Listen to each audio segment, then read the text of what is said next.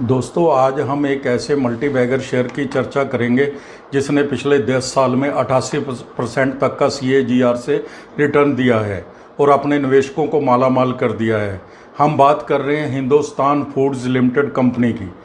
ये हम कंपनी के बिजनेस मॉडल और फाइनेंशियल कंडीशंस को समझने की कोशिश करते हैं। इससे पहले आपसे अनुरोध है, अगर आपको हमारी रिसर्च टीम के द्वारा प्रदान की गई जानकारी अच्छी लग रही है तो कृपया हमारे channel beginners approach to stock market को सब्सक्राइब कीजिए। आप हमें अप्रिशिएट भी कर सकते हैं। कंपनी की शुरुआत 13 दिसंबर 1984 को हुई थी। Company food products, home care, personal care, beverage, detergents, pest control products की मैन्युफैक्चरिंग करने का काम करती है। प्रोडक्ट्स पोर्टफोलियो कंपनी का डाइवर्सिफाइड है। कंपनी के पास 11 मैन्युफैक्चरिंग यूनिट्स हैं। इसके अलावा कंपनी पेप्सिको, डोमिनो और मैरिको के साथ मिलकर भी काम करती है। अगर फाइनेंशियल कंडीशन की बात करें तो कंपनी की सेल पिछले 3 साल में 772 करोड़ से बढ़कर 2400 करोड़ हो गई है और नेट प्रॉफिट भी 22 करोड़ से बढ़कर 58 करोड़ हो गया है। कंपनी के ऊपर कर्ज 422 करोड़ है, लेकिन उसके साथ साथ कंपनी के पास 315 करोड़ का कैश रिजर्व भी है। मॉडल और फाइनेंशियल कंडीशंस को देखते हुए हम टारगेट्स का अनुमान लगाने की कोशिश करते हैं। कंपनी के पिछले 1 साल में स्टॉक में वृद्धि है जो वो 60% की हुई है। हम साल 2023 का टारगेट देख लेते हैं। कंपनी का शेयर PE 122 पर ट्रेड कर रहा है। इस हिसाब से अपने पीयर्स के मुकाबले यह थोड़ा महंगा नज़र आता है और इसको हम ओवर वैल्यूड भी अभी कह सकते हैं। अगर यह 30 रुपये तक नीचे आता है तो अपनी वैल्यू पर हम इसको समझ सकते हैं।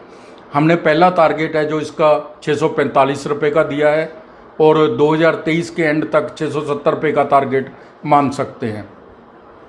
साल 2024 का पहला टारगेट हमने 780 रुपये का दिया है और 2024 के अंत तक 825 तक का टारगेट हम मानकर चलते हैं।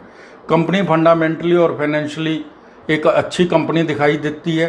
कंपनी के क्लाइंट लिस्ट में HUL, बाटा, पेप्सिको, विप्रो, US पोलो और गोदरेज कंज्यूमर जैसी कंपनियां दिखाई देती हैं।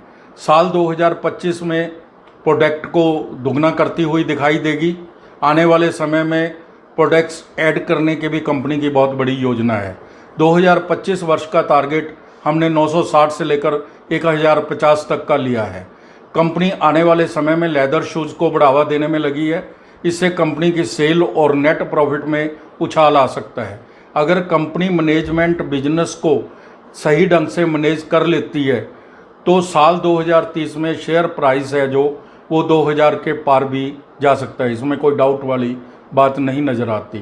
कंपनी के प्रमोटर होल्डिंग की बात करें जो बहुत ही शानदार है। कंपनी के प्रमोटर्स के पास 64.85% की होल्डिंग है।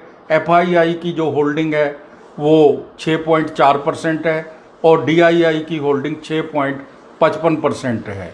तो दोस्तों, कंपनी के फंडामेंटल्स और कंपनी के जो फाइनेंशियल कंडीशंस हैं उसको देखते हुए हम ये कह सकते हैं कि इसका बिजनेस मॉडल को भी ध्यान में रखते हुए हम ये कह सकते हैं कि कंपनी को आने वाले समय में अच्छा मुनाफा दे सकती है और आपको इसको अपनी वॉच लिस्ट में ज़रूर रखना चाहिए। इसके लिए एक डिस्क्लेमर हम ऐड कर देते हैं। स्टॉक मार्केट में निवेश करना रिस्की होता है। किसी भी कंपनी में निवेश से पहले स्वयं से रिसर्च जरूर करनी चाहिए।